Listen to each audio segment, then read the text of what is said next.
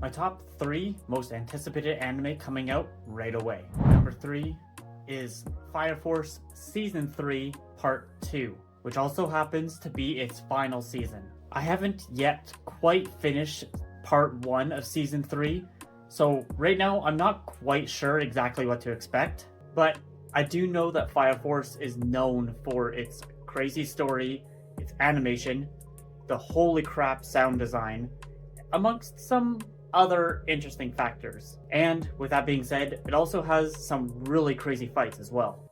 And seeing Shinra, as well as the rest of Company 8, having to deal with the Great Cataclysm is going to be really epic and super crazy, to say the least. And with this even actually being the final season, hopefully we'll get a nice kind of transition of it kind of going from the end of Fire Force and transitioning into the start of Soul Eater. Even though I've never watched Soul Eater, so maybe this will give me a reason to want to start it.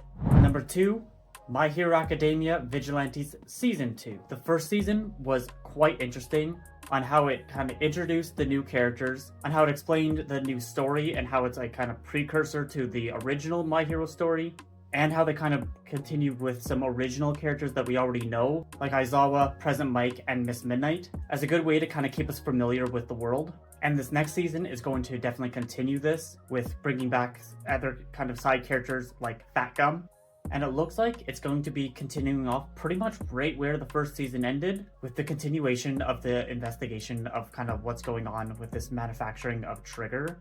And therefore, we're going to get some more new interesting villains and some more information on kind of All For One and his major role in all of this. And because it's My Hero, you know we're going to get some kind of fun entertainment party style stories as well to keep it lighthearted and fun. And number 1, the first new anime that's coming out this year, at least ones that I'm excited for, is Sentenced to Be a Hero.